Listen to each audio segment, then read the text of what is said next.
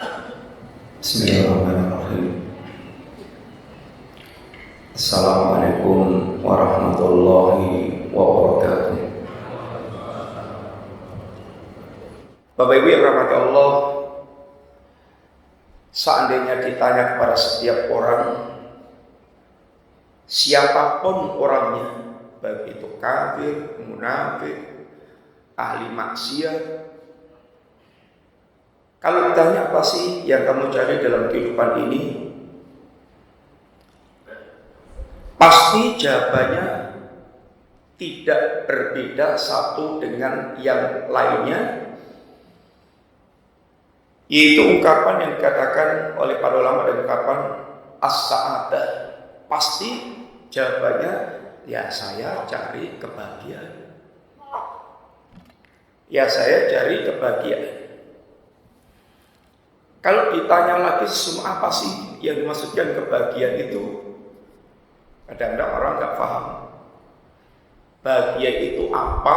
Itu kadang-kadang orang kalau ditanya ya ungkapannya bisa macam-macam dan kadang-kadang nggak paham apa itu hakikat kebahagiaan. Coba umpamanya jadikan apa kebahagiaan itu? Kan kita semuanya saya cari kebahagiaan. Kebahagiaan itu apa? Jadi ya ketawa-ketawa, senang-senang. No Pak, benar Pak.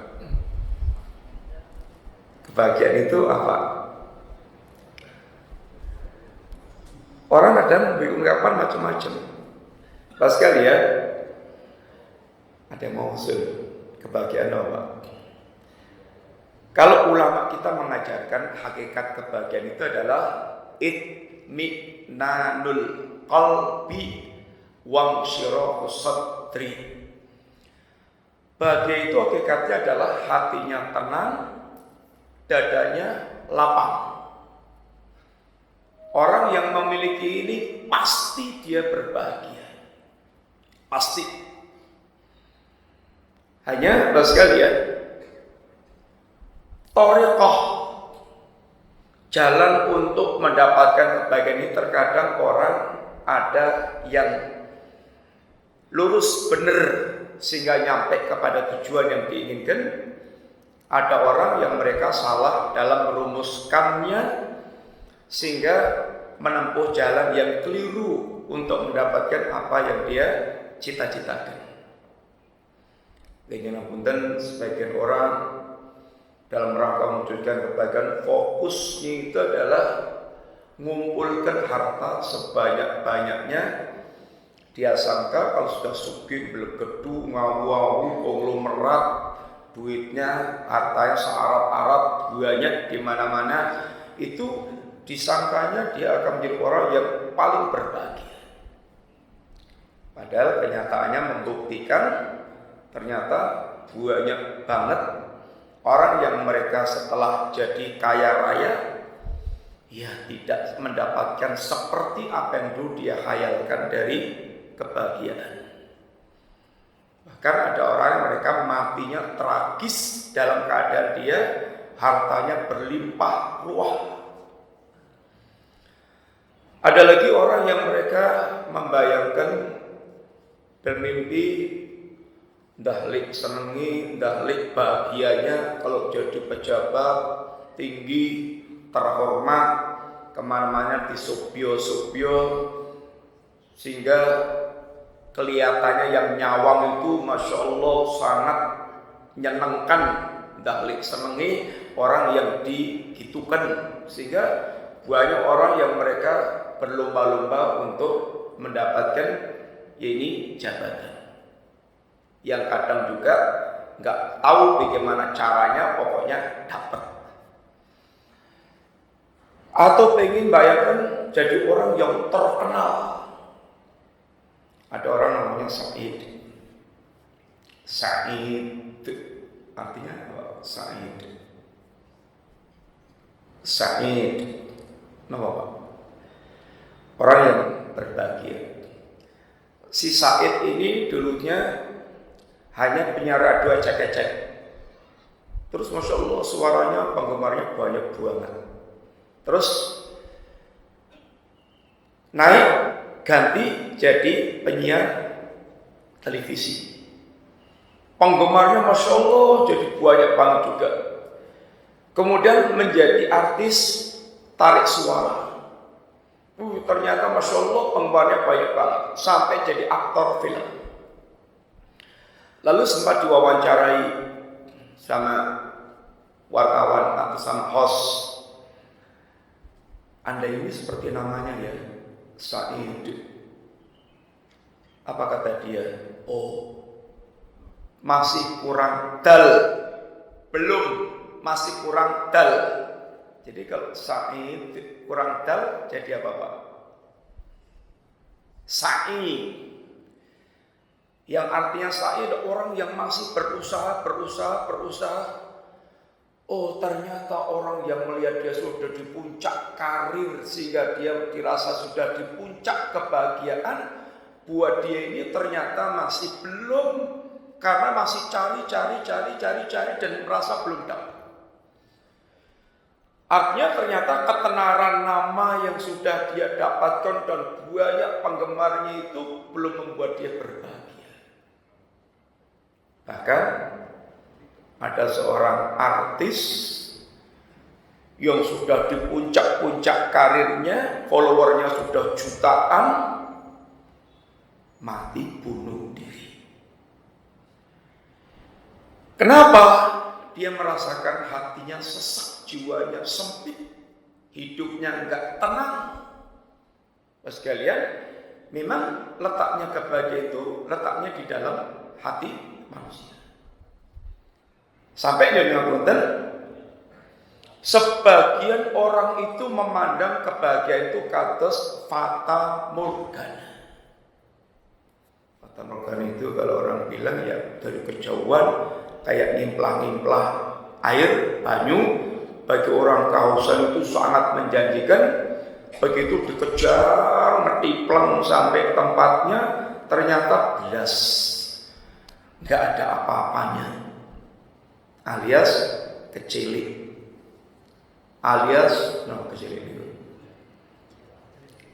kecilik, tiwas buyak tekan gole, ternyata nggak ada barangnya.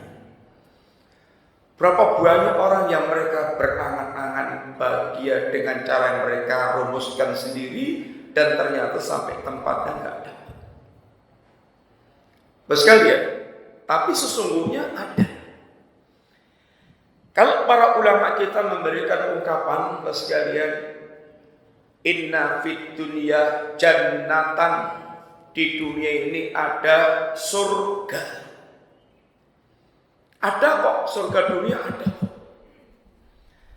Sehingga sebagian mereka juga mengatakan masakinu ahli dunya kharaju minat dunya walam yaduku atyaba ma fiha wa ahla. Yang dikatakan orang yang betul-betul miskin, yang ngapunten kere, yang layak untuk dikasihani, itu bukan orang yang mereka hidupnya tidak punya rumah mewah, tidak punya perabot komplit, tidak punya duit bertumpuk-tumpuk, tidak punya apa yang mesti dia nikmati tentang dunia. Tetapi kata beliau, yang dikatakan orang total miskin itu adalah orang yang mereka sampai matinya, sampai meninggalkan dunia dan belum pernah merasakan sesuatu yang paling lezat, yang paling nikmat. Ketika ditanya apa sih itu, kata beliau, ma'rifatullah wa mahabbatullah wal uns bi liqa'illah. Hati yang bisa mencintai Allah, hati yang mengenal Allah, hati yang bisa mencintai Allah, hati yang bisa merasa nyaman bersanding dengan Allah Ta'ala. Dan sekalian, suasana hati yang bisa merasakan nyaman dalam menjalani kehidupan bersanding dengan Allah, itu betul-betul kenyataan yang dirasakan oleh sebagian manusia dari kalangan orang-orang yang soleh yang mereka memang telah merasakannya. Walaupun secara zahir terkadang dia nampak sengsara. Mas sekalian, kelapangan dada, kenyamanan hati itu sesuatu yang paling dibutuhkan dalam kehidupan kita. Panjenengan beraktivitas dunia itu kalau hati kita gelisah, galau, goncang, dada kita sempit, itu rata-rata yang menjadi tidak beres pekerjaannya. Termasuk dalam amalan-amalan agama kita. Bapak Ibu sekalian, pamannya yang baru nyetir, hatinya itu gelisah, goncang, nggak tenang, itu bisa sangat membahayakan ketika kita di jalan.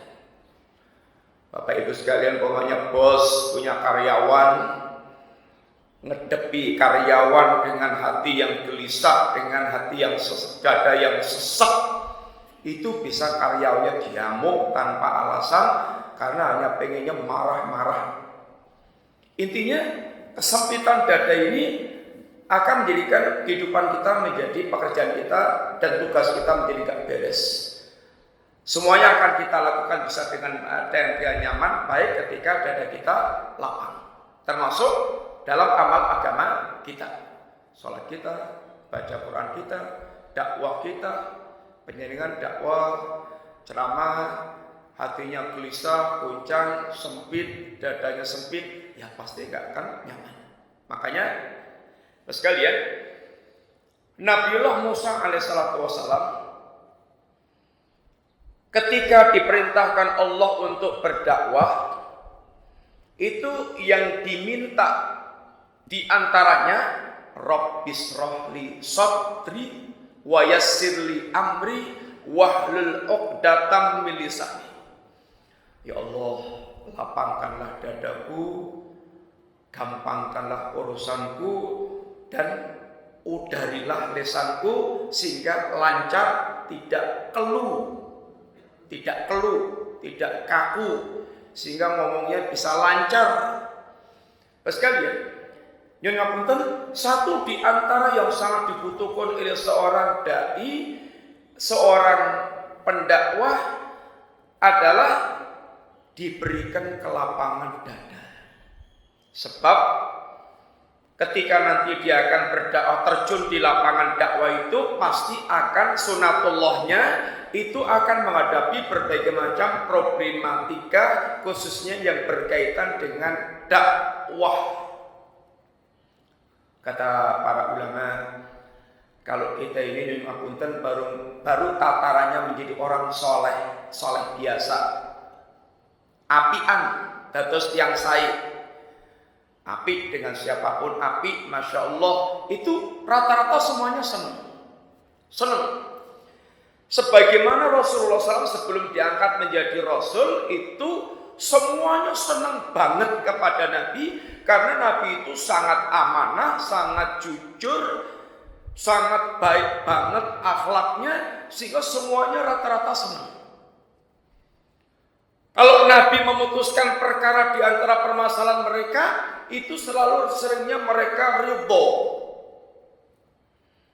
Orang yang dianggap paling waras akalnya, paling baik akhlaknya, paling bagus pergaulannya, tapi yang ngapunten, setelah Nabi berdakwah itu berbagai macam serangan-serangan itu datang dari orang-orang Quraisy. Karena Nabi sudah mulai mendakwakan tauhid, mengingatkan syirik, mengingatkan penyimpangan-penyimpangan dalam kehidupan. Sehingga begitu Nabi berdakwah, tahu-tahu diucapkan kalimat-kalimat yang sangat menyesakkan dada, yang digelari Nyonya Punten majnun, dasar wong edan, orang gila, kadzab, pendusta, kemudian sahir, tukang sihir, tukang misah-misahkan orang, syair, tukang dobos, tukang syair. Kalimat-kalimat yang sama sekali tidak ada pada pribadi Rasulullah SAW, tapi Nabi dengan kelapangan dadanya bisa menampung semua apa yang menjadi serangan-serangan mereka, sehingga Nabi bisa menerima dengan penuh kesabaran. Sampai karena ketika Nabi dipersekusi atau diperlakukan dengan sangat tidak wajar, sempat diludahi, sempat dipukul, sempat ditindih dengan kotoran hewan, sempat diusir-usir, Nabi bisa berlapang dada dan bisa memaafkan mereka. Sampai ngapunten ketika Nabi sudah kemudian hijrah ke Madinah, mereka belum rela Nabi dan para sahabatnya masih hidup yang terus mengembangkan dakwahnya. Mereka